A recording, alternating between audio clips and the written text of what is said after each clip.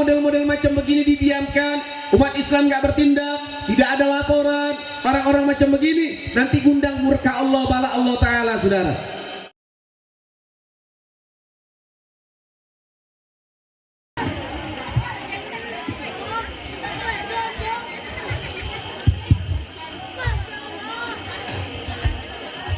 Assalamualaikum warahmatullahi wabarakatuh.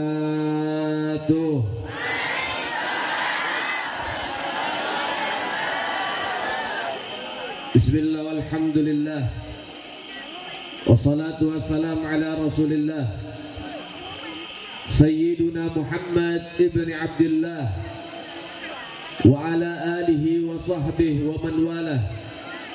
Wala hawla wala quwata illa billah. Rabbi israh li sadri wa yassir li amri wahlul 'uqdatam min lisani yafqahu qawli. Amma ba'd.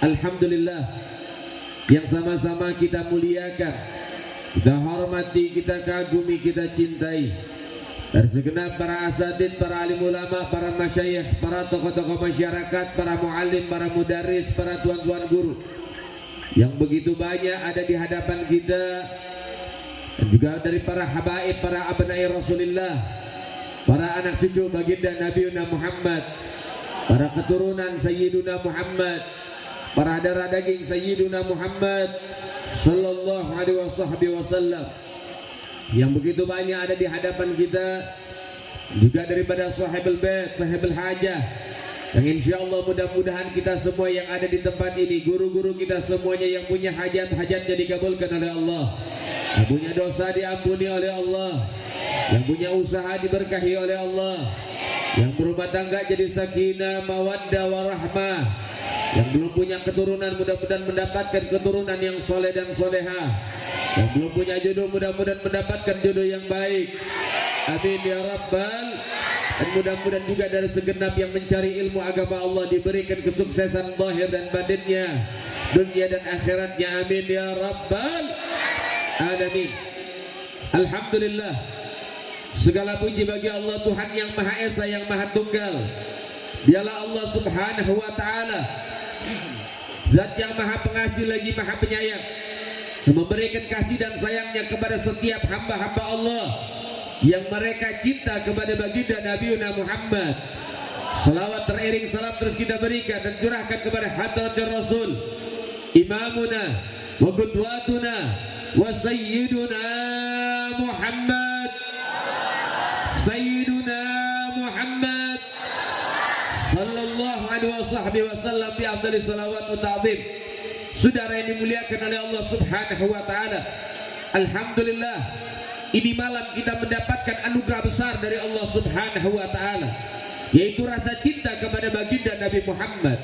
Berbahagia atas kelahiran Sayyiduna Muhammad, memiliki rasa rindu kepada Sayyiduna Muhammad sallallahu alaihi wasallam. Tidak semua orang diberikan anugerah semacam ini. Gak semua orang cinta sama Nabi, gak semua orang rindu dengan Nabi, gak semua orang suka dengan maulid Nabi Muhammad sallallahu alaihi wasallam. Tapi Allah Ta'ala jadikan kita, dan Allah anugerahkan kepada kita memiliki rasa cinta dan rindu kepada baginda Nabi Muhammad, sehingga mudah-mudahan rasa cinta yang masih menempel dalam diri kita, rasa rindu yang masih ada dalam diri kita, mudah-mudahan ini menjadi wasilah Allah Ta'ala dan Nabi Muhammad ridha kepada kita, dan mudah-mudahan menjadi wasilah Nabi Muhammad memberikan syafaat kepada kita, dan mudah-mudahan kita juga bisa mendapatkan daripada cinta dan rindu dari Allah dan juga baginda Nabi Muhammad sallallahu alaihi wasallam. Saudara yang dimuliakan oleh Allah, malam ini kita menunjukkan berkumpul di satu tempat yang diridhai oleh Allah, tempat yang menjadi sumber rahmat Allah Subhanahu wa Ta'ala, sebaik-baik tempat, sebaik-baik acara, yang mana di saat ini kita sanjung Nabi Muhammad, kita agungkan Sayyiduna Muhammad, kita muliakan Sayyiduna Muhammad sallallahu alaihi wasallam. Al-Habib Ali Al-Habsyi, sahibul maulid, beliau yang merangkum daripada kisah maulid baginda Nabi Muhammad di dalam maulid Sumtut Durar, atau yang kita kenal dengan maulid Habsyi. Beliau mengatakan di dalam magalah syairnya, masih ka majma'al maulid yujallil qurub. Tidak ada perkumpulan yang lebih baik, yang lebih afdal dibanding dengan perkumpulan maulid baginda Nabi Muhammad. Perkumpulan maulid Nabi adalah sebaik-baik perkumpulan, yang paling utama, yang paling mulia dibanding dengan perkumpulan-perkumpulan yang lain. Dan semua yang kumpul di dalamnya yang punya hajat dan harapan akan dikabulkan oleh Allah Subhanahu wa taala. La waqtabatik yal asi idza batatu. Hei para pelaku maksiat, hei orang-orang yang punya dosa, dalam perkumpulan maulid adalah waktu yang tepat untuk taubat kepada Allah. Berkat Nabi Muhammad, taubat kita akan diterima, dosa kita akan diampuni oleh Allah. Tidakkah kita mengingat dan melihat bagaimana Nabi Allah Adam ketika sujud ratusan tahun hanya untuk menebus satu buah kesalahan, tapi belum kunjung diterima oleh Allah Subhanahu wa taala, dan juga kesalahannya diampuni oleh Allah.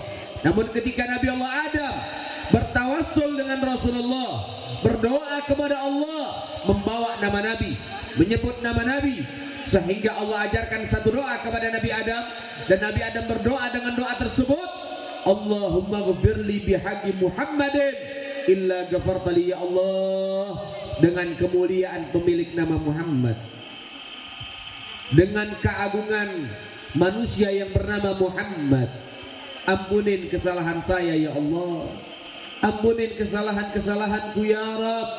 Sehingga Allah Ta'ala mengampuni kesalahan Nabi Allah Adam yang sudah ditebus sujud ratusan tahun belum diampuni, namun dengan tawasul kepada Nabi Muhammad kesalahannya diampuni oleh Allah Subhanahu wa taala.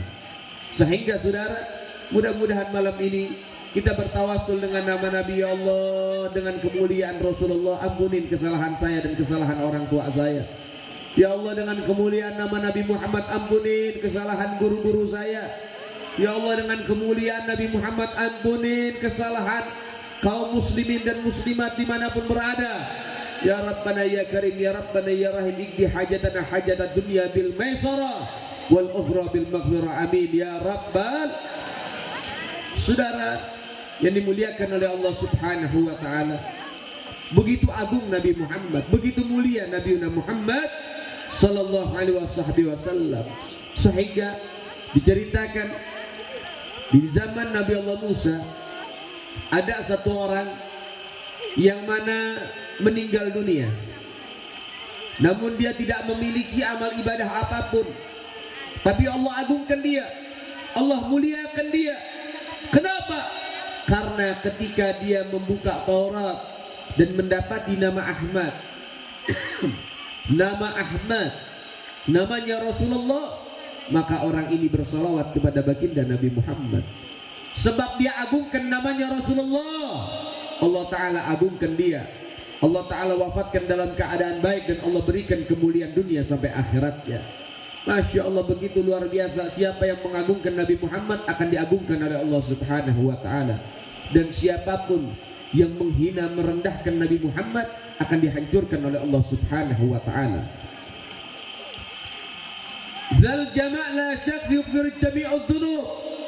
Melanjutkan syair Al-Habib Ali Al-Habsyi, beliau mengatakan perkumpulan ini, perkumpulan Maulid Nabi adalah perkumpulan di mana orang yang kumpul di dalamnya tidak ada keraguan lagi, semua dosa-dosanya akan diampuni oleh Allah Subhanahu wa taala.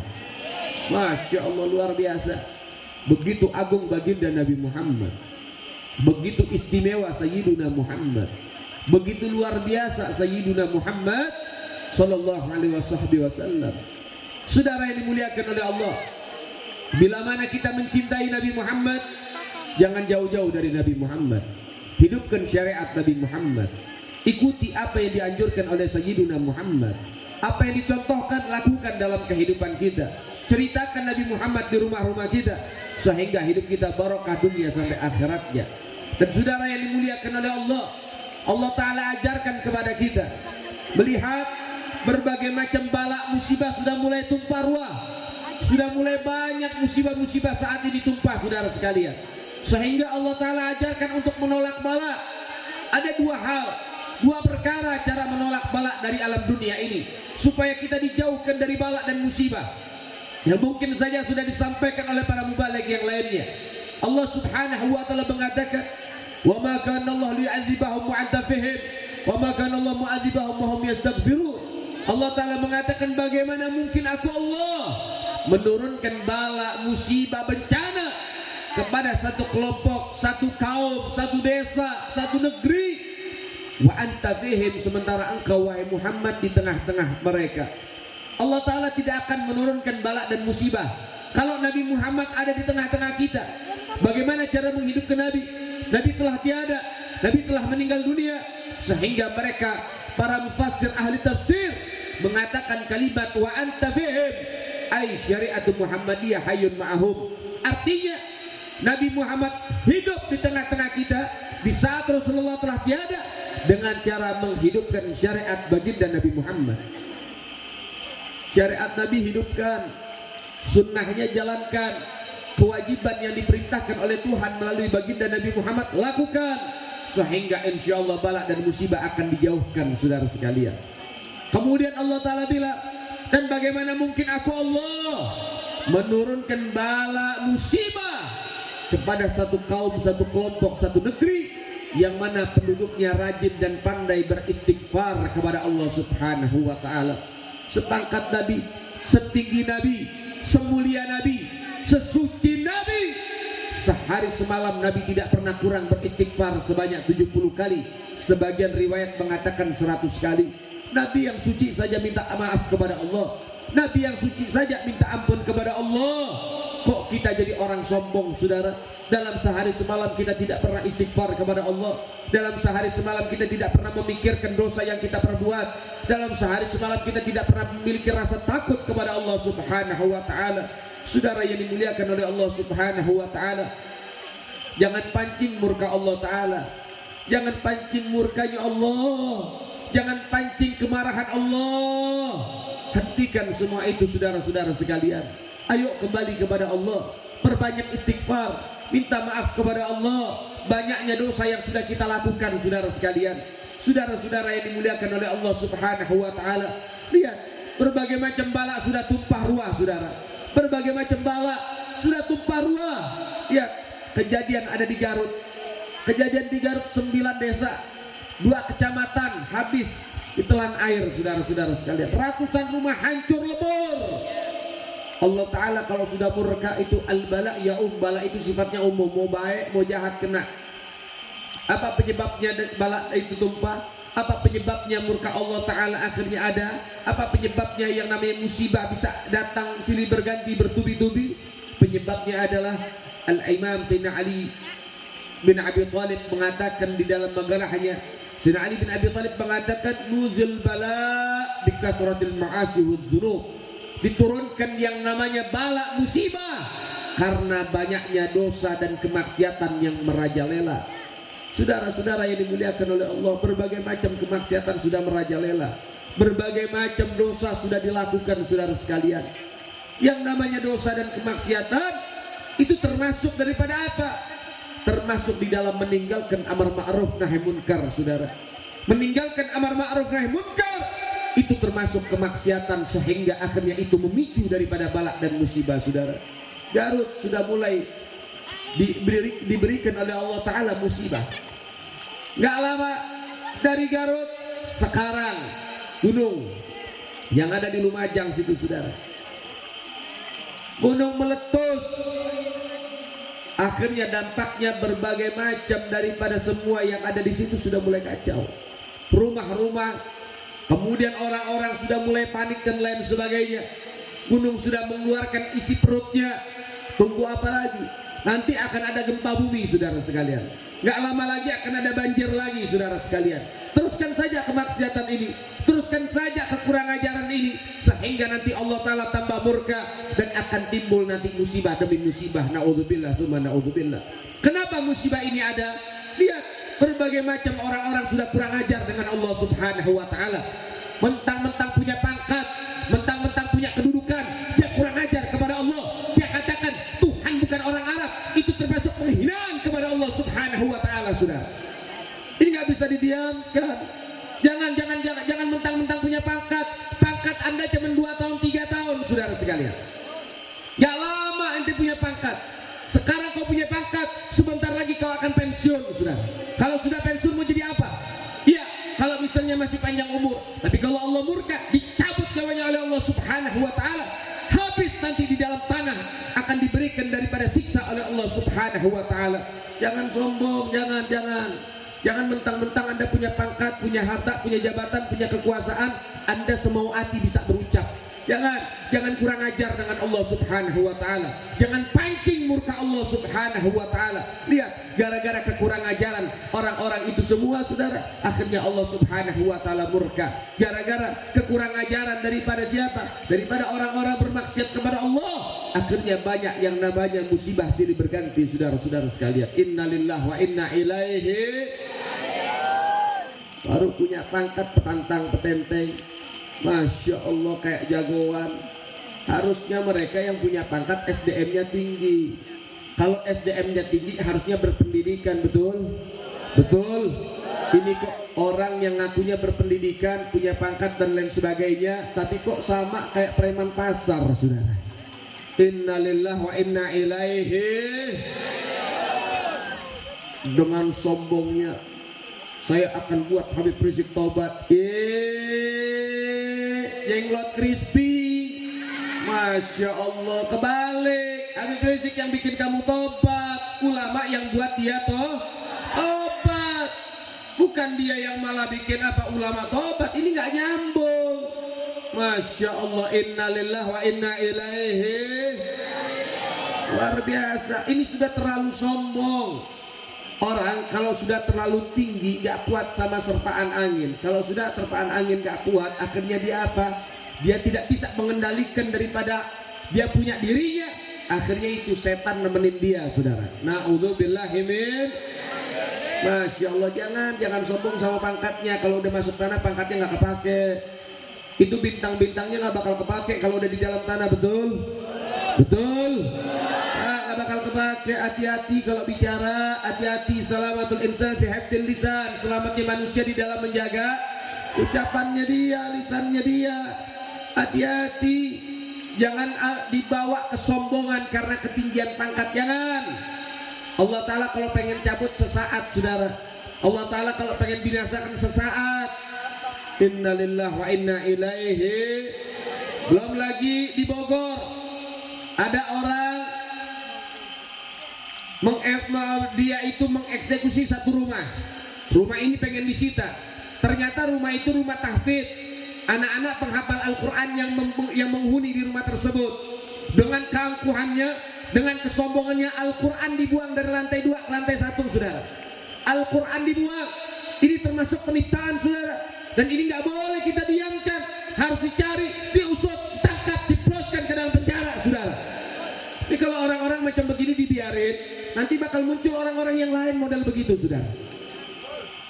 Kalau model-model macam begini didiamkan, umat Islam nggak bertindak, tidak ada laporan, orang-orang macam begini nanti gundang murka Allah, bala Allah Ta'ala, saudara. Kalau macam begini didiamkan, nanti bakal banyak orang-orang yang serupa akan bermunculan, saudara. Kenapa? Umat Islamnya udah melempem, umat Islamnya udah lemah. Na'udzubillahi min. Saudara yang dimuliakan oleh Allah, bala musibah tumpah itu bukan karena banyaknya dosa saja, bukan karena banyaknya kemaksiatan yang dilakukan saja, tapi Anda harus tahu, saudara, bala musibah tumpah ruah, ada berjatuhan, bala dan musibah bermunculan ada di mana-mana. Ada penyebab yang lain. Apa? Karena banyaknya orang-orang yang diam dengan kemungkaran didiamkan, kemungkaran tidak dipedulikan, sehingga tidak ada yang namanya tindakan daripada kita, maka itu akan memancing murka Allah Subhanahu wa Ta'ala. Sampai dikisahkan ada satu tempat, satu desa, isinya ada 18.000 para aulia yang tinggal di situ, saudara. 18.000, bukan 1.000 2.000 aulia. 18.000 yang tinggal ada di situ, saudara. 18.000 para aulia yang tinggal di kampung tersebut. Tapi kampung itu diberikan bala oleh Allah Ta'ala, dibinasakan semuanya oleh Allah Subhanahu wa Ta'ala. Kenapa, saudara? Ternyata 18.000 orang ini, mereka hanya sibuk dengan dirinya saja. Mereka sibuk dengan ibadah dirinya saja. Mereka hanya sibuk dalam dirinya pribadi saja. Sampai akhirnya mereka meninggalkan nahi munkar, mereka meninggalkan amar ma'ruf, sehingga makin banyak orang-orang yang bermaksiat. Kenapa? Mereka hanya sibuk untuk memperbaiki dirinya. Dia tidak mau menjalankan daripada perintah Nabi Muhammad, ad-dinun nasiha. Agama ini menciptakan nasihat, satu sama lain saling menasihati. Tidak ada yang mencegah kemungkaran, menjalankan perintah Nabi. Idza ra'aitumul munkar falyughayyiru bil yad, wa in lam yastati' fa bil lisan, wa in lam yastati' fa bil qalbi wa ad'aful iman. Bila kalian melihat kemungkaran, maka perangi kemungkaran itu, rubah kemungkaran tersebut, hilangkan kemungkaran tersebut. Apa? Bil yad, bil quwwah, dengan tangan kalian, dengan kekuatan kalian. Fa in lam yastati', kalau kamu enggak mampu, maka apa? Fa bil lisan, bin nasiha, dengan lisanmu, dengan nasihatmu. Fa'in lam yastati, kamu nggak mampu juga, fabil qalb, dengan hati, minimal hati kamu ingkar dengan kemaksiatan itu, nggak suka dengan adanya kemaksiatan tersebut, nggak suka dengan ada kemungkaran tersebut, minimal hati nolak, saudara. Wa ad'aful iman, kalau kamu hanya sekedar memakai hatimu saja, kamu hanya sekedar ingkar saja, tapi nggak ada tindakan nyata, nggak ada nasihat, nggak ada tindakan, nggak ada yang namanya gerakan, maka itu adalah selemah-lemahnya iman. Berarti kamu termasuk orang yang imannya lemah. Ini perintah dari Nabi Muhammad. Sehingga saudara yang dimuliakan oleh Allah, 18.000 para aulia, 18.000 orang-orang baik, orang-orang soleh, semua dibinasakan oleh Allah Subhanahu wa ta'ala karena nggak ada yang amar ma'ruf nahi munkar, saudara. Nah, itu yang kita tidak mau. Mudah-mudahan Allah jaga Indonesia dengan sebaik-baik penjagaan, saudara. Sehingga saudara yang dimuliakan oleh Allah Subhanahu wa ta'ala, ini harus diperhatikan. Kalau kita diam, kita nggak mau bertindak, kita nggak mau jaga kampung-kampung kita dari penista-penista agama, kita nggak mau jaga negeri kita dari penista agama, besok bakal ada musibah yang baru, saudara. Besok akan ada bala yang baru, saudara. Besok bakal ada tumpah ruah bala di berbagai macam daerah. Na'udzubillahi min. Mudah-mudahan Allah jaga kita punya kampung, saudara. Maka oleh sebab itu saudara yang dimuliakan oleh Allah Subhanahu wa ta'ala, ketika Nabi Muhammad sudah dilecehkan, agama sudah dilecehkan, kemudian juga habaib sudah dilecehkan, Allah ta'ala murka. Allah ta'ala murka. Ini petinggi, dia bicara demikian karena benci terhadap Arab, saudara. Nabi bilang apa? Bughdul Arab binan nifaq. Orang yang benci terhadap suku Arab itu termasuk bentuk kemunafikan. Kalau sudah benci Arab, berarti dia akan benci kepada yang lain, bakal nyebar, saudara. Apa? Bakal benci sama Nabi Muhammad karena Nabi Muhammad itu ada dari suku A. Bakal benci terhadap Al-Quran karena Al-Quran berbahasa. Nabi bilang, ahabbul arab bitalat. Saya cinta Arab itu karena 3 hal. Li'anni Arabi, karena saya orang Arab, kata Nabi Muhammad. Wal Quran Arabi, karena Al-Quran berbahasa Arab. Wal lughatu ahlil jannah fil jannah Arab, dan juga bahasa penghuni sorga di dalam sorga bahasa Arab. Sehingga saudara yang dimuliakan oleh Allah, maka Nabi juga bilang bughdul Arab binan nifaq, orang yang benci terhadap suku Arab termasuk kemunafikan. Selain itu saudara, ini termasuk fadail, fadilah, keutamaan Allah berikan kepada orang-orang Arab, saudara sekalian. Namun bukan dengan hal itu akhirnya menyombongkan suku dan lain sebagainya, enggak. Tapi kalau orang sudah benci terhadap Arab, pasti akan dijalankan untuk benci terhadap dzurriyyah baginda Nabi Muhammad. Pasti nanti akan diarahkan ke sana. Pasti. Sehingga ini adalah hal yang sangat mengkhawatirkan, saudara. Nabi bilang apa? Man mata ala bughdhi ahlil bait mata Yahudian. Siapa orang yang benci, memiliki kebencian setitik saja kepada keluarga Nabi Muhammad, orang yang mati bawa benci terhadap keluarganya Rasulullah, maka dipastikan mati dalam keadaan murtad, mati dalam keadaan Yahudi ataupun Nasrani, atau dalam artian mati dalam keadaan wa in shoma wa shalla ya Rasulullah. Sahabat tanya, walaupun orang itu puasa, walaupun orang itu sholat, apakah tetap mati bakal dimasukkan ke dalam neraka karena dia mati bawa benci? Apa kata Nabi? Wa in shoma wa shalla, walaupun orang itu puasa, walaupun orang itu sholat, sekalipun saudara, kalau punya sedikit saja benci kepada keluarga Nabi Muhammad, maka ditempatkan di dalam neraka oleh Allah Subhanahu wa ta'ala. Hadis ini dibagikan saudara bukan untuk kita mencari penghormatan, mencari kemuliaan, bukan. Tujuan para habaib ada di Indonesia, adanya habaib di tengah-tengah Anda bukan untuk mencari harta, bukan untuk mencari tahta, bukan untuk mencari penghormatan, bukan. Tapi kami ada di sini untuk mencari ridho Allah dan ridhonya Rasulullah. Kebanggaan buat kami, bukan kami ini bangga jalan dikawal, tangan dicium, enggak. Itu bukan kebanggaan buat kami, tapi kebanggaan buat kami melihat umat baginda Nabi Muhammad taat dan tunduk patuh kepada Allah dan Rasul, saudara. Itu kebanggaan buat kami. Berarti apa? Kami sudah tepat menjadi pelayan umat baginda Nabi Muhammad. Itu adalah tujuan kami, mencari ridhonya Rasulullah Sallallahu Alaihi Wasallam. Sehingga Nabi juga bilang di dalam hadis yang lain, man mata bihubbi al Muhammad mata syahidan. Siapa orang yang mati membawa kecintaan kepada keluarga baginda Nabi Muhammad, maka dipastikan mati dalam keadaan syahid. Kalau sudah ada tanda peringatan, pasti ada yang namanya bisyarah, kabar gembira, saudara. Peringatannya, siapa yang mati bawa benci, matinya kafir, saudara. Tapi kabar gembiranya, siapa yang mati bawa cinta, maka mati dalam keadaan syah. Mati dalam keadaan syah. Sehingga nggak dipungkiri, 6 laskar FPI yang dibunuh dengan sadis, mereka mati dalam keadaan syahid di jalan Allah Subhanahu wa Ta'ala, saudara. Sehingga orang yang mati syahid diberikan izin oleh Allah bisa memberikan syafaat kepada 70 anggota keluarganya, saudara. Masya Allah, begitu mulia, begitu agung. Daripada apa? Daripada keistimewaan yang Allah berikan kepada para syuhada, saudara. 6 laskar FPI, saudara. 6 pecinta Habib Rizik, 6 pecinta dzurriyyat Nabi yang rela mati untuk para habaib, para ulama, para kiai, para guru, saudara. Mereka telah mendapatkan kabar gembira syahid di jalan Allah Subhanahu wa Ta'ala. Luar biasa. Dia bakal bawa itu keluarganya, dia bawa ibunya, dia bawa bapaknya, dia bawa saudarinya, dia bawa saudaranya, dia bawa sepupunya, dia bawa gurunya, dia bawa sahabatnya, dia bawa daripada istrinya, dia bawa anaknya untuk masuk ke dalam surga tanpa hisab, saudara. Masya Allah, luar biasa.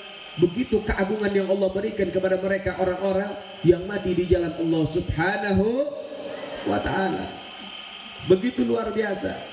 Sehingga setahun yang lalu, saudara, begitu gigih dan beraninya 6 pemuda ketika melihat gurunya diuber, dikejar, diteror, diintimidasi. 6 laskar ini, 6 pemuda ini dengan gagah berani mempertaruhkan nyawa. Untuk apa? Untuk senantiasa menjaga, melindungi dzurriyyat baginda Nabi Muhammad. Luar biasa. Nabi bilang apa? Nabi bilang, siapa orang yang memberikan sesuatu yang mana membantu hajat daripada keluargaku, daripada anak cucuku, kemudian anak cucuku nggak bisa balas di alam dunia, saya bakal balas, saya bakal bayar nanti di yaumul akhirah. Kita bantu habaib, ada habib susah, punya hajat, kita bantu supaya hajatnya terpenuhi, supaya hajatnya terselesaikan, atau bayar utangkah itu, apakah itu dan lain sebagainya. Kita bantu semaksimal mungkin. Ini habib, ini dzurriyyat Nabi nggak mampu bayar, nggak mampu balas. Tenang, Nabi Muhammad yang bakal balas. Ini jaminan dari baginda Nabi Muhammad. Nabi yang bakal balas. Nanti di hari kiamat kita nggak bakal minta uang. Nah, nanti di hari kiamat kita nggak bakal minta daripada apa yang kita keluarkan di alam dunia. Nggak. Satu yang kita minta, satu hajat terbesar kita apa? Bisa berkumpul bersama Nabi di dalam surga bersama baginda Nabi Muhammad. Tapi karena Nabi Muhammad punya utang kepada kita, karena kita bantu cucunya, Nabi Muhammad bakal penuhin hajat kita. Apa hajat kita? Berkumpul bersama Nabi. Kita bakal dibawa oleh baginda Nabi Muhammad. Maka mudah-mudahan yang paling penting, saudara, jaga hati biar tambah cinta sama dzurriyyat Nabi. Kenapa? Karena yang cinta sama keluarga Nabi itu bukan orang sembarangan. Yang bisa cinta sama keluarga Nabi orang pilihan. Gak semua orang bisa cinta sama keluarga Nabi Muhammad. Kalau semua orang ditakdirkan cinta sama keluarga Nabi Muhammad, ini tempat gak cukup buat nampung para pecinta keluarga Nabi Muhammad, saudara. Gak bakal nampung. Kalau semua orang punya rasa cinta kepada keluarga Nabi Muhammad, Habib Rizik gak bakal masuk penjara, saudara. Gak semua orang bisa cinta kepada keluarga Nabi Muhammad. Hanya orang-orang terpilih yang dipilih oleh Allah Subhanahu wa ta'ala bisa cinta kepada keluarga Nabi Muhammad. Begitu juga yang cinta kepada Rasulullah. Gak semua orang bisa cinta kepada Nabi Muhammad. Hanya orang-orang pilihan. Siapa orang pilihan? Para sahabat baginda Nabi Muhammad. Kalau semua orang diberikan rasa cinta kepada baginda Nabi Muhammad, gak bakal ada Abu Jahal sama Abu Lahab, saudara. Tapi semua itu tadi, cinta itu anugerah dari Allah Subhanahu wa ta'ala. Dan juga gak semua yang ada di sini, yang dengar ceramah saya, yang dengar hadis tadi, yang dengar ayat-ayat yang sudah disampaikan, gak semuanya nerima, gak semuanya cinta. Ada yang ingkar, ada yang nolak, ada yang meremehkan. Mungkin saja kita nggak bisa menentukan orang itu harus menerima apa yang kita katakan dan kita sampaikan. Kenapa? Hidayah dari Allah, bukan dari manusia. Habaib, kiai, ustadz, semua ceramah, mereka hanya wasilah perantara untuk sampai hidayah kepada kita, saudara. Lihat Nabi Muhammad datang kepada Abu Lahab, pamannya. Wahai paman, ayo masuk Islam. Apa kata pamannya? Wahai Muhammad, saya masuk Islam kalau kamu bisa panggil itu pohon. Hal-hal yang di luar logika. Tapi Nabi Muhammad punya mukjizat, dipanggil. Datang itu pohon merangkak ke hadapan baginda Nabi Muhammad. Lihat dengan mata kepalanya itu Abu Lahab. Tetap gak beriman. Bilang sama Nabi, wahai Muhammad, kau bisa itu pohon kau panggil, harus bisa kau kembalikan. Dikembalikan oleh Nabi. Irji, balik kamu, pulang kamu. Maka kembali itu pohon ke tempat semula, seakan-akan gak pernah kemana-mana. Rapi, bersih. Tetap gak beriman. Sampai akhirnya bilang minta sesuatu yang lebih di luar logika. Apa? Abu Lahab bilang, hei Muhammad, kalau kamu pengen saya beriman, itu bulan belah jadi dua. Bulan belah jadi dua. Yang kita sudah tahu salah satu mukjizat Nabi Muhammad bisa membelah bulan. Itu bulan terbelah jadi dua, saudara. Gak, belum beriman. Abu Lahab bilang, kau bisa belah, harus bisa satukan. Disatukan oleh Nabi Muhammad dengan mukjizat Sayyiduna Muhammad. Tetap gak beriman. Sampai Allah tegur Nabi Muhammad, wahai Muhammad, intinya kurang lebih, wahai Muhammad, engkau ini hanya sebagai wasilah sampainya hidayah, dan aku yang memberikan hidayah. Aku yang memberikan hidayah. Wallahu yahdi may yasha, sesungguhnya Allah memberikan hidayah kepada yang dikehendaki. Ya, yang cinta sama Nabi Muhammad saja itu dipilih sama Allah Subhanahu wa ta'ala. Nabi Muhammad saja nggak bisa kasih hidayah, tapi Nabi Muhammad menjadi wasilah. Apalagi para kiai, para guru, apalagi para ustadz, para habib, kita cuma menjadi wasilah. Semua tergantung Anda. Semua tergantung mustami' pendengar. Kau terima ini dengan hatimu, kau masukkan nasihat ini dalam hatimu, maka kau telah menampung, menyambut hidayah dari Allah. Kau tolak, sebagian saja kau tolak, maka di situ kau juga menolak hidayah dari Allah. Na'udzubillah, tuma na'udzubillah.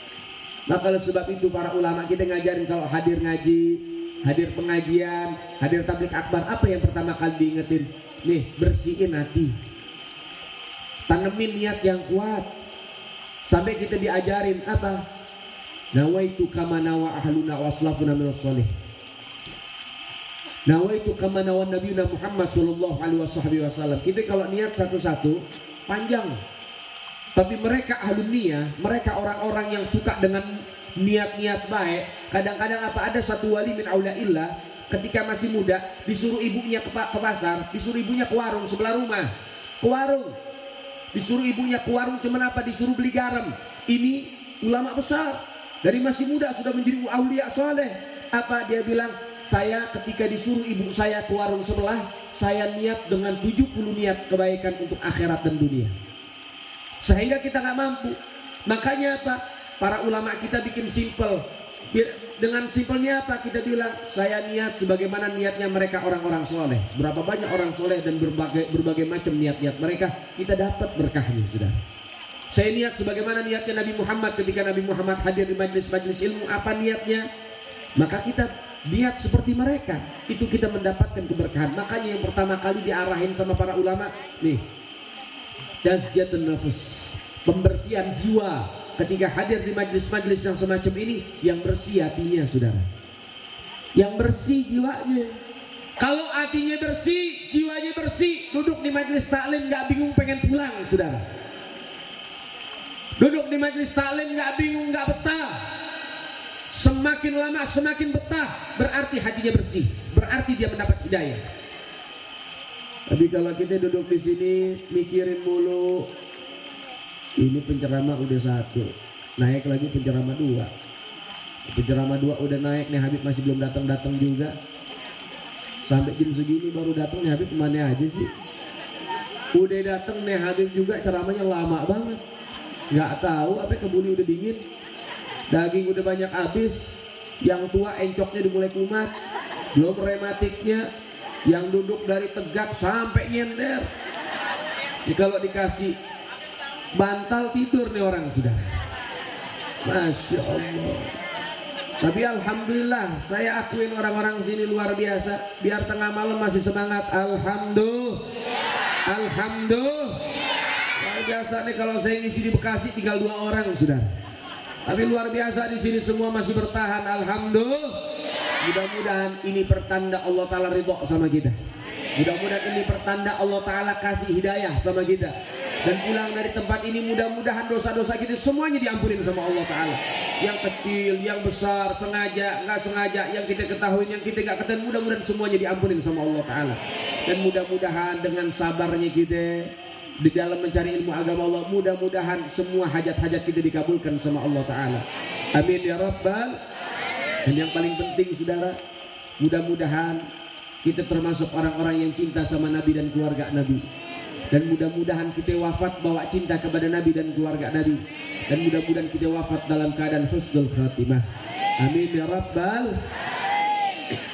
Saudara yang dimuliakan oleh Allah, maka oleh sebab itu saudara, ayo sekali lagi saya ajak, perbaiki kita punya hati, terima hidayah dari ilahi, jaga baik-baik itu hidayah, senantiasa cinta kepada Nabi Muhammad, perbanyak membaca biografinya, mendekat dengan para ulama, para kiai, para ajengan, para asatid, para habaib, karena mereka yang bisa bimbing kita sampai kepada baginda Nabi Muhammad. Kalau nggak ada pesantren, nggak ada majelis, nggak ada guru-guru kita, nggak ada ajengan, kita mau nyampe Nabi dengan cara apa saudara? Sementara mereka yang lebih tahu dengan baginda Nabi Muhammad, mereka yang lebih mengenal dengan baginda Nabi Muhammad. Maka oleh sebab itu saudara yang dimuliakan oleh Allah, jangan jauh-jauh dari guru-guru kita. Jangan, kalau kita jauh dari guru kita nggak rugi, kita yang rugi saudara. Kenapa kita rugi? Kita rugi, kita nggak punya pedoman dalam kehidupan kita, kita nggak punya pegangan dalam kehidupan kita. Saudara yang dimuliakan oleh Allah, kita pengen punya anak-anak yang soleh dan soleha, kita bimbing anak-anak kita untuk menjadi anak yang soleh dan soleha, sulit luar biasa. Yang bisa bikin tarbiyah anak kita soleh dan soleha itu tangan orang lain. Jarang, ya perhatikan, jarang ada orang tua yang bisa buat anaknya jadi soleh dan soleha. Rata-rata punya wasilah. Kenapa? Dengan orang lain baru anaknya jadi soleh dan soleha. Kalau orang tua aja yang ngajar, anaknya ngantuk sedikit gak diomelin, udah deh kesian nih ngantuk deh. Tapi kalau orang lain yang ngajar, guru yang ngajar di pondok pesantren, anak yang ngantuk sedikit disabet saudara. Dengan hal itu anak kita bisa sukses. Makanya semua orang-orang soleh itu rata-rata selain mereka mendidik anak-anak mereka, pasti mereka orang-orang soleh ngirim anaknya ke pondok pesantren yang lain. Jadi jarang orang-orang soleh itu para aulia mendidik anaknya sendirian, gak ada. Rata-rata anaknya itu dikirim. Al-Imam Syekh Abi Bakar bin Salim radhiyallahu taala anhu ardah dikirim kepada Syekh Umar bin Makhramah. Belum lagi Habib Umar bin Abdullah Haddad dikirim belajar dengan Habib Umar bin Abdurrahman Al-Attas. Belum lagi para habaib yang lain, para kiai yang lain, para ulama yang lain, semuanya dikirim. Begitu juga Al-Imam Syekh Abdul Qadir Al-Jailani dikirim oleh ibunya belajar sama guru-gurunya, termasuk guru daripada Al-Imam Syekh Abdul Qadir Al-Jailani, Syekh Hamad. Itu termasuk gurunya. Kirim. Apa kata ibunya? Kamu mondok gih. Kamu mondok ke sana. Saya kasih uang 40 dirham, ada yang bilang 40 dinar. Saya taruh di dalam baju, saya jahit, jadi nggak ketahuan ada di dalam baju. Makanya ulama-ulama kita kalau pakai jubah suka ada kantong dalam, saudara. Suka ada kantong di dalam jubah. Ini ittiba sama Syekh Abdul Qadir Jailani, saudara. Itu Syekh Abdul Qadir Jailani belajar, dia cari guru, sampai dia dapetin guru jadi ulama besar, jadi aulia, jadi sultanul ulama, bahkan jadi apa? Qutbur Rabbani. Dia bisa mindah-mindahin kewalian. Oh, ini wali udah nggak pantas jadi wali, diambil kewaliannya dikasih sama orang lain. Sampai-sampai di dalam satu cerita, Syekh Abdul Qadir Jailani pernah bingung. Yang namanya wali itu kalau meninggal harus ada pengganti, nggak boleh kosong. Itu para aulia. Ketika ada satu wali meninggal, bawahan Syekh Abdul Qadir Jailani, ketika itu Syekh Abdul Qadir Jailani menjadi Qutbur Rabbani, presidennya para aulia. Bawahannya ada yang meninggal, bingung dia. Waduh, siapa nih kira-kira yang bisa jadi wali nih, yang saya angkat jadi wali? Gak tahu apa? Lewat pastor. Pastor lewat. Tapi daripada begitu karomahnya Al-Imam Syekh Abdul Qadir Jailani, itu pastor dipanggil sini. Nurut itu pastor. Datang sama Syekh Abdul Qadir Jailani, dikasih nasihat, dituntun 2 kalimat syahadat masuk Islam. Dipotongin rambutnya, dimandiin sama beliau, diajarkan. Dalam waktu 1 hari langsung jadi alim allamah. Itu pastor. Kemudian setelah dia alim allamah, baru dikasih magom para aulia, itu magomnya wali tersebut kepada si pastor. Si pastor jadi wali min auliaillah dalam sehari semalam, sudah. Yang bisa Syekh Abdul Qadir Jailani, orang sini nggak bisa. Dan pakai macem-macem sok-sokan wali. Oh, kamu mau jadi wali 20 juta. Oh, mau jadi wali 15 juta. Nggak bisa kurang, Cek. Bolehlah nego sedikit. Enak aja. Innalillahi wa inna ilaihi. Itu Syekh Abdul Qadir Jailani. Dan kalau kita cerita Syekh Abdul Qadir Jailani, jangan ketika jadi walinya, jangan ketika jadi sultanul ulamanya, sultanul auliyanya. Lihat dulunya luar biasa. Syekh Abdul Qadir Jailani itu nurut sama Imam Muhammad. Imam Muhammad ini gurunya. Bahkan saudara, sabar Syekh Abdul Qadir Jailani itu pernah hampir setiap hari Imam Muhammad itu, ya, Imam Muslim bin Muhammad ini setiap hari selalu ngebully Syekh Abdul Qadir Jailani, dibully, diomelin, nggak salah nggak apa, diomelin depan teman-temannya. Pernah juga dijorokin sampai masuk sungai dalam keadaan musim dingin, diketawain sama kawan-kawannya satu pondok, sama Imam Muhammad diketawain. Sampai Syekh Abdul Qadir Jailani seneng juga, ketawa juga, nggak pernah mukanya mesem, mukanya itu daripada apa, musam, nggak, mukanya benci, enggak, sama gurunya tetap ta'zim, tetap akhlak, tetap cinta, nggak ada kebencian sedikit pun terhadap gurunya. Sampai beberapa temannya bilang sama Imam Muhammad, Imam, guru, kesian Syekh Abdul Qadir Jailani setiap hari dibully mulu, kesian, dia nggak punya salah, nggak punya apa, dia anak baik-baik. Apa kata Imam Muhammad? Imam Muhammad ini wali besar. Beliau bilang, saya itu cinta sama Abdul Qadir. Saya berbuat sedemikian rupa, saya bikin seperti ini karena saya ingin Syekh Abdul Qadir Jailani lebih cepat untuk menjadi wali. Supaya cepat jadi wali, mesti saya uji beraneka ragam. Dengan ujian itulah Syekh Abdul Qadir Jailani nanti akan menjadi sultanul aulia. Sehingga akhirnya terjadi. Makanya nggak ada sekarang wali ada masdur. Kalau kita nggak bisa jadi wali. Kenapa? Nih yang suami kopi telat sedikit ngamuk. Kalau Syekh Abdul Qadir Jailani dibully, difitnah, dicaci, dimaki, jangan ngamuk dia, ketawa aja.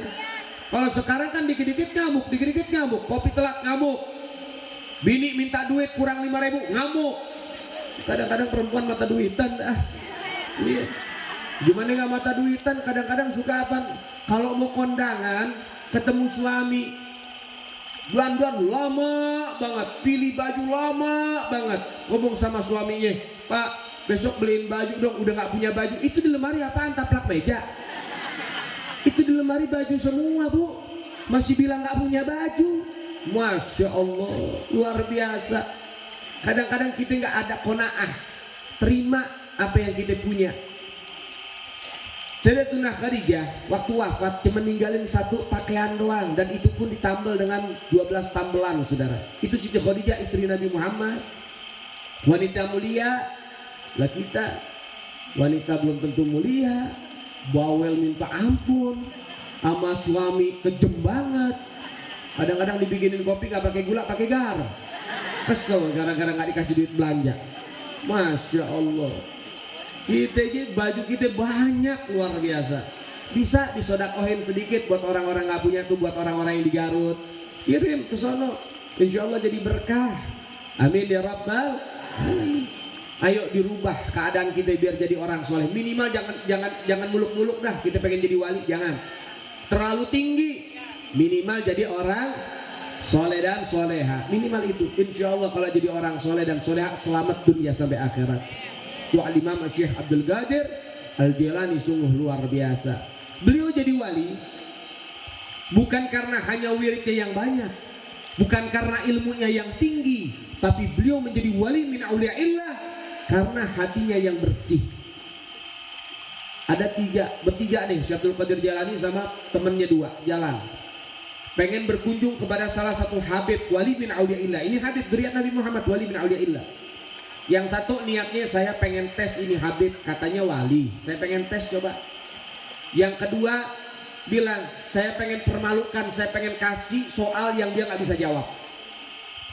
Syekh Abdul Qadir Jilani niatnya pengen ziarah ke tempat itu habib, pengen ketemu sama itu habib. Dia bilang saya niatnya pengen ngambil berkah tabarruk sama itu habib. Sudah berangkat tiga orang ini. Sampai depan rumah itu habib keluar, sudah ditunggu.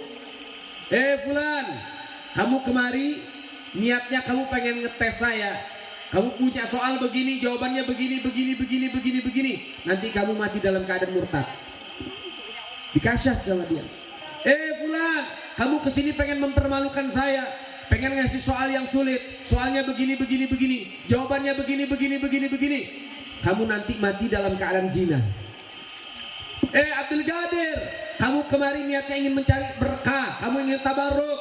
Nanti satu waktu kau akan mengatakan semua para wali ada di bawah telapak kakiku. Kau akan menjadi wali besar nanti di zamanmu. Dan semuanya terbukti. Yang satu mati dalam keadaan murtad, yang satu mati dalam keadaan zina, yang Syekh Abdul Qadir Jilani menjadi wali min auliyaillah. Masya Allah. Tuh lihat, saudara ini dimuliakan oleh Allah. Hati kudu bersih. Hati harus dijaga karena hati tempat Allah melihat. Kalau hatinya buruk, Allah Ta'ala lihat kita dengan pandangan murka. Kalau hatinya bersih, Allah Ta'ala melihat kita dengan pandangan mahabbah. Maka mudah-mudahan kita jadi orang-orang yang baik, orang-orang yang soleh dan soleha, dan mudah-mudahan hajat kita dikabulkan oleh Allah Ta'ala. Mudah-mudahan keluarga kita sakinah mawaddah warahmah, istri kita menjadi istri yang soleha, suami kita menjadi suami yang soleh, anak-anak kita menjadi anak-anak yang berbakti kepada kedua orang tua. Amin ya Rabbal. Amin ya Rabbal.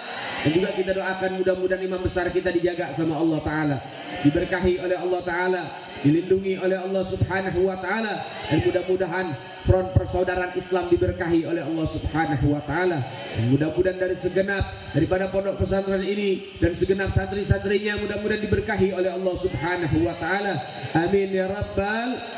Amin ya Rabbal. Saudara yang dimuliakan oleh Allah Subhanahu wa Ta'ala, ayo sama-sama kita berselawat dengan penutup. Kita berselawat, mudah-mudahan selawat kita sampai kepada Nabi Muhammad. Mudah-mudahan selawat kita ini menjadi surat cinta buat Rasulullah, sehingga nanti mudah-mudahan Nabi Muhammad bakal kasih syafaat buat kita. Amin ya Rabbal alamin. Saudara, di sini juga kita bawa poster. Yang poster ini kita jual 25.000, yang mana hasilnya untuk pondok pesantren kita. Karena di pondok pesantren kita ada sekitar 60-70 santri yang mereka mencari ilmu agama Allah, dan semuanya itu gratis. Makan dari kita kasih 3 kali sehari. Khusus laki-laki ada di Bekasi. Nah, Anda beli poster berarti Anda bantu mereka. Nanti uangnya beli beras, uangnya nanti untuk bangun kamar santri dan lain sebagainya. Jadi darah, jadi daging itu santri mendapatkan ilmu, kemudian Anda dapat pahalanya. Ini anak-anak juga, mereka ada sebagian yang menghafalkan Quran. Ada beberapa anak yang mereka masuk kelas tahfidzul Quran. Semakin dia menambah ilmunya, menambah hafalannya, Anda dapat pahala. Kemudian dia baca, Anda dapat pahala. Kemudian dia ajarkan kepada orang lain, Anda dapat pahala. Kemudian ini santri lulus dari pondok kita, kemudian dia buka pondok, dia punya santri lagi, Anda dapat pahala. Ini yang dinamakan MLM, Daripada apa? Sistem daripada MLM. Ente ngasih orang satu, tapi nanti bakal punya kaki tangan. Ente bikin orang satu jadi ulama, nanti ulama itu punya banyak daripada murid, pahalanya semua diberikan kepada antum karena antum bantu para santri-santri yang sedang mencari ilmu agama Allah. Berapa banyak nanti orang-orang yang bakal menghafalkan Quran, sehingga semuanya pahalanya akan diberikan kepada antum semua. Alhamdulillah. Jadi kalau misalnya sholat, tunggang tungging, puasa, kadang-kadang apa? Ada batasannya. Entar keram, entar kunang-kunang, entar juga asam urat, rematik, macam-macam. Tapi ketika kita lihat anak-anak santri mereka semua beribadah kepada Allah setiap hari, Anda mendapatkan pahala walaupun Anda sedang tertidur pulas. Alhamdulillah. Nah, ini kesempatan besar dan mudah-mudahan Allah Ta'ala kasih kepada kita berkah rezeki dunia sampai akhirat, dan mudah-mudahan Allah Ta'ala memberikan apa yang kita keluarkan ini Allah Ta'ala ganti dengan berlipat ganda dan juga lebih baik lagi. Amin ya Rabbal, amin ya Rabbal. Salatullah salamullah ala ta'a Rasulillah. Salatullah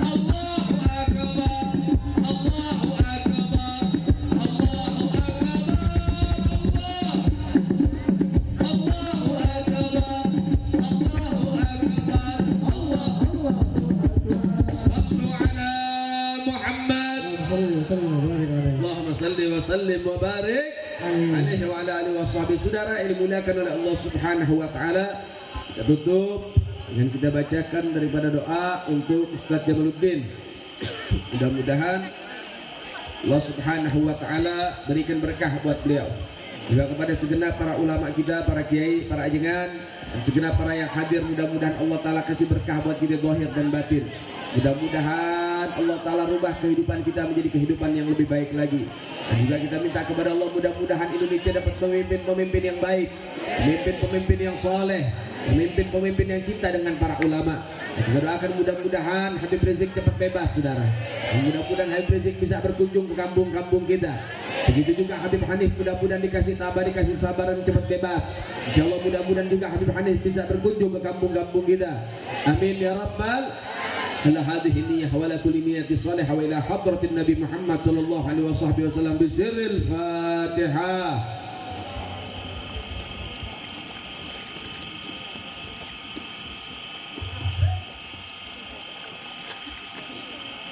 Jazakallah, terima kasih banyak. Ini saja yang bisa saya sampaikan. Saya minta maaf atas apabila ada kekurangan, ketidakpantasan baik ucapan, tindakan, dan juga keterlambatan. Mudah-mudahan Allah Subhanahu wa taala maafkan kita semua. Hadirin ya'lafu minkum. Assalamualaikum warahmatullahi wabarakatuh.